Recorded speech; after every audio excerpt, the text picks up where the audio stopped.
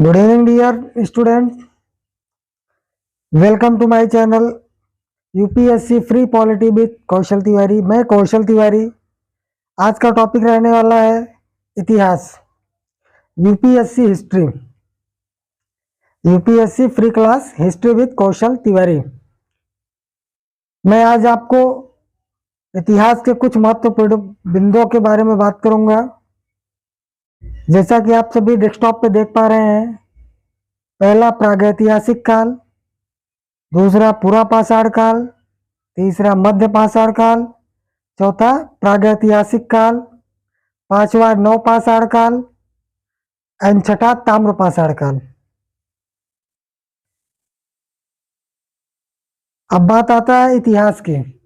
सबसे पहले तो हमें यह समझना होगा इतिहास किसे कहते हैं। तो डियर स्टूडेंट, अतीत का अध्ययन इतिहास कहलाता है। अतीत का मतलब यह है, अतीत का तात्पर्य है कि जो अतीत में कुछ महत्वपूर्ण घटनाएं हुई उसका अध्ययन ही इतिहास कहलाता है। ऐसा नहीं है कि कल या परसों या 10-20 साल पहले जो गुजर गया महत्वपूर्ण नहीं था वो भी इतिहास कहलाएगा। जो इतिहास में महत्वपूर्ण घटनाएं हुई हैं उन्हें ही इतिहास में लिया जा सकता है। और इतिहास के जनक Herodotus, H for history, H for Herodotus. तो इतिहास के जनक कौन? हेरोडोटस। मानव जाति का पालना अफ्रीका महादेश को बोलते हैं। यह भी बहुत ही महत्वपूर्ण क्वेश्चन है। मानव जाति का पालना किसको बोलते हैं? अफ्रीका महादेश को। जबकि सभ्यता का पालना एशिया महादेश को बोलते हैं। अभी हम बात करेंगे प्रागैतिहासिक काल, प्री हिस्टोरिक हिस्ट्री या प्री हिस्टोरिक पीरियड। प्रागैतिहासिक काल की अगर बात करें तो इतिहास का वह समय जिसमें मानव लिखना पढ़ना नहीं जानता था, बिल्कुल ही अनपढ़ था, पढ़ाई लिखाई से कोई वास्ता नहीं था, तो उसे क्या कहते हैं? प्रागैतिहासिक काल। क्वेश्चन ऐसे भी आता है, प्रागैतिहासिक काल किसे कहते हैं, या फिर मानव पढ़ना लिखना नहीं जानता था, वह कौन सा काल था? तो उसे बोलेंगे प्रागैतिहासिक काल। इसकी जानकारी हमें कहां से मिलती है? पुरातात्विक साक्ष्य से। नेक्स्ट है पाषाण काल। पाषाण काल बोले तो स्टोन, पत्थर। पाषाण का मतलब होता है पत्थर। वह समय जब मानव पत्थर के औजार को उपयोग करता था पाषाण काल कहलाता था। पाषाण काल को पाषाण काल क्यों कहते हैं? क्योंकि उस समय मानव पत्थर के औजार और हथियार को उपयोग करता था। लिखावट के नाम पर नामकरण जॉन ब्रूस ने किया। कृपया इस नाम को आप लोग ध्यान में रखें, जॉन ब्रूस। लिखावट के आधार पर जॉन ब्रूस ने किया। पाषाण काल को 4 भागों में बांटा गया। पूरा पाषाण काल 20 लाख ईस्वी पूर्व से 12,000 ईस्वी पूर्व तक था। इतिहास का सबसे प्रारंभिक समय था। हमारा इतिहास जब शुरू हुआ तो हमारे जो जॉन ब्रूस थे इतिहासकर्ता, वो बताते हैं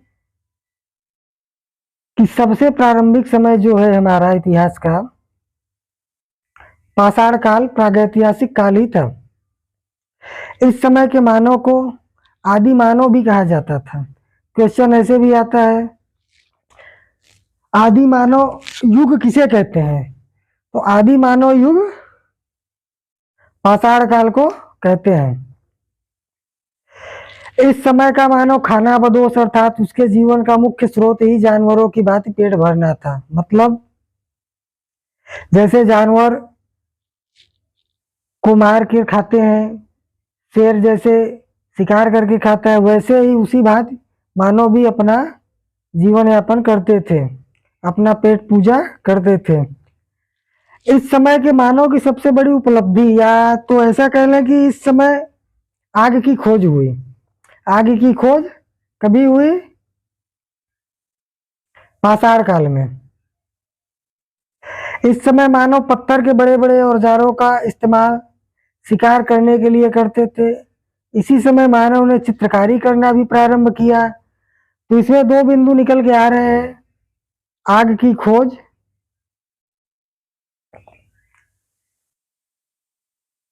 और चित्रकारी करना। इंसान चित्रकारी करना कब से प्रारंभ किए? पाषाण काल से। आग की खोज भी पाषाण काल में हुई और शिकार करना भी पाषाण काल से लोग शुरू कर दिए। भारत में सर्वप्रथम 1863 ईस्वी में रॉबर्ट ब्रूस फ्रूट ने पाषाण काल सभ्यता की खोज की। पाषाण काल सभ्यता की खोज किसने की? रॉबर्ट ब्रूस ने। किस सन में? 1863 में।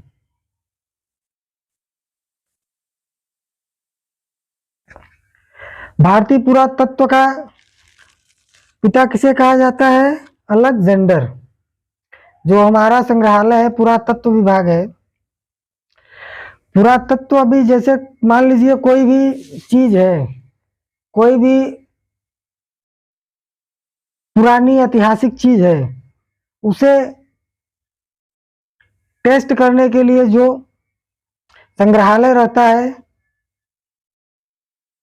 उसके जनक कौन है? Alexander Cunningham. और भारत का पुरातात्विक संग्रहालय कहाँ है?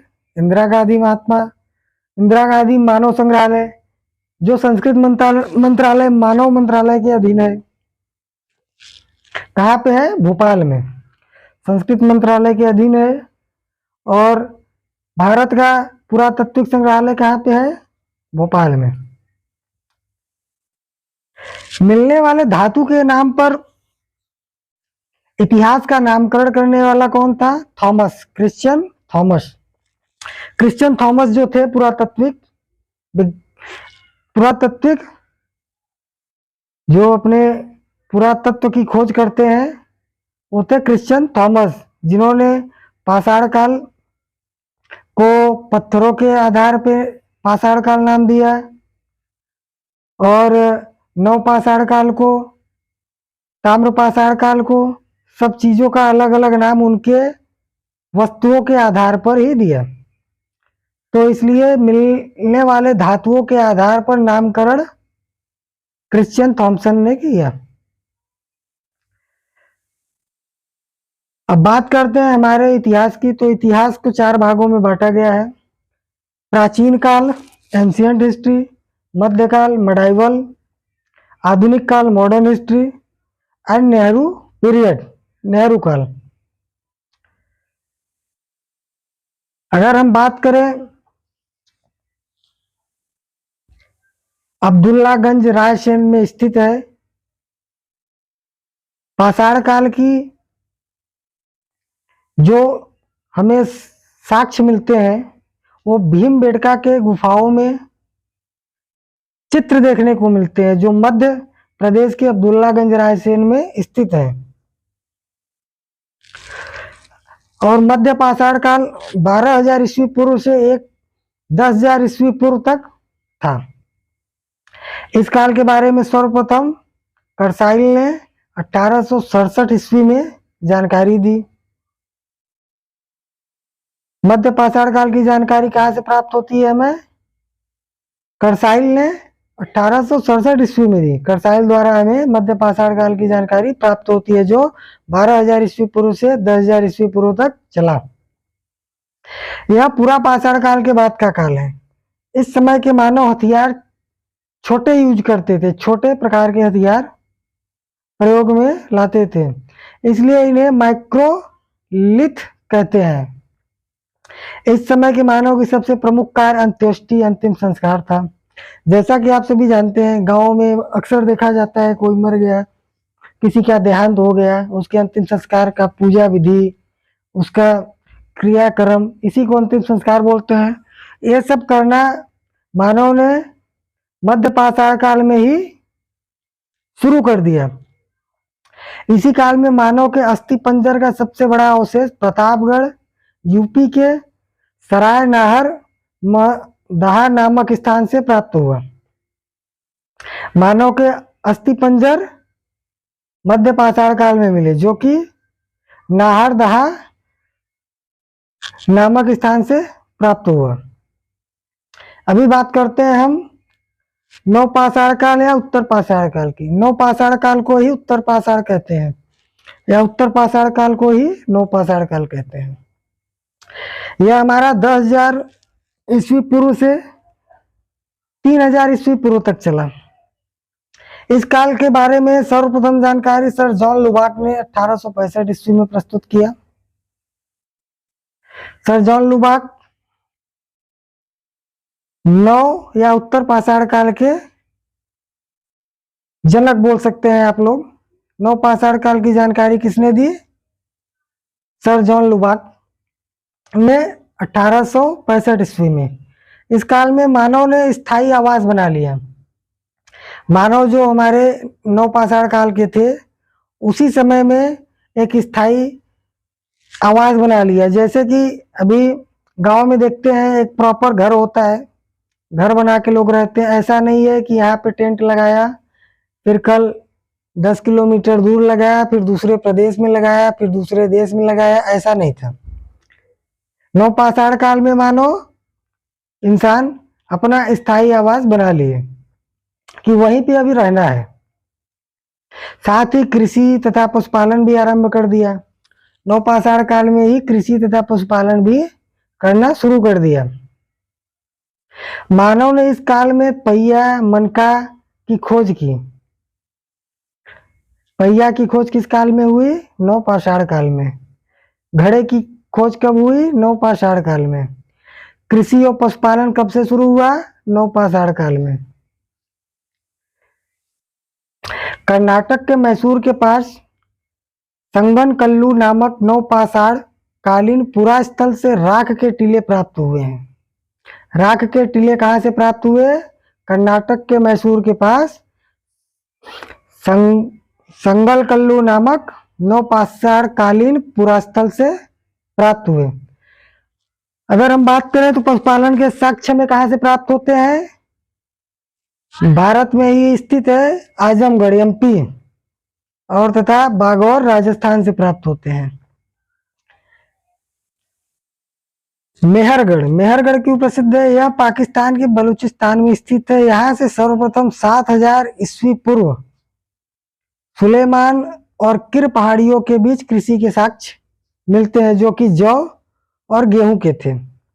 जौ और गेहूं के साक्ष्य कहाँ से मिलते हैं? मेहरगढ़, जो पाकिस्तान के बलूचिस्तान में स्थित है। कभी मिले? 7,000 ईस्वी पूर्व मिले, सुलेमान और किर पहाड़ियों के बीच।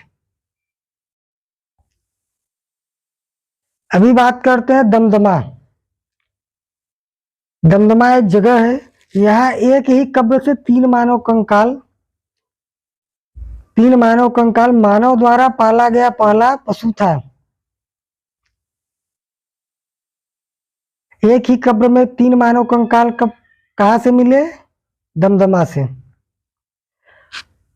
और इंसान द्वारा पाला गया पहला पशु क्या था? कुत्ता। अभी तो लोग गाय भैंस बकरी कुछ भी पालते हैं, लेकिन पहले जो पालतू पशु था वह कुत्ता था। बुर्ज-ओम की बात करें, बुर्ज-ओम क्यों प्रसिद्ध है? यह कश्मीर में अवस्थित है। यहाँ गर्तावास का प्रमाण मिला। प्रश्न ये भी है, गर्तावास का प्रमाण कहाँ से मिलता है? बुर्ज-ओम, जो कहाँ पे अवस्थित है? कश्मीर में। यहाँ से मालिक के साथ कुत्ते को भी दफनाने का साक्ष्य मिला। जो मालिक लोग जो मानो पहले पशु के रूप में कुत्ता पालते थे, उनके मरणोपरांत उनके साथ उनके कुत्ते को भी दफनाया गया। मृत भांड का प्रमाण कहाँ से मिलता है? गुप्त कराल से। मृत भांड का प्रमाण कहाँ से हमें मिलता है? गुप्त कराल से। कोयडी हवा, कोल्डी हवा की बात करें, यह उत्तर प्रदेश के बेलन घाटी में स्थित है। यहाँ पर चावल तथा प्राचीनतम साक्ष्य, चावल के प्राचीनतम साक्ष्य कहाँ से मिले? कोल्डी हवा, जो उत्तर प्रदेश के बेलन घाटी में स्थित है। कभी मिले? 6000 ईस्वी पूर्व मिला। अब बात करते हैं चिरांद की। यह बिहार के सारण जिले में स्थित है। यहाँ से प्रचुर मात्रा में हड्डी के उपकरण प्राप्त हुए। लेहुराद क्यों प्रसिद्ध है? यहाँ से नवीनतम सबसे प्राचीन चावल का साक्ष्य 9000 ईस्वी पूर्व से 7000 ईस्वी पूर्व तक प्राप्त हुए। अब बात करें ताम्र पाषाण काल। यह पाषाण काल का अंतिम समय था। हमारे जितने भी स्टोन थे, पाषाण काल, पाषाण हम लोग पत्थर को ही बोलते हैं, पत्थर को ही पाषाण बोला जाता है।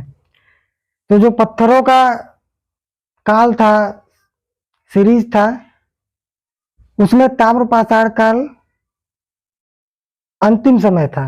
इस समय तांबे की भी खोज हुई थी, जिस कारण औद्योगिकरण करना पॉसिबल हो सकता था, पॉसिबल हो गया, जो करना शुरू भी हो गया।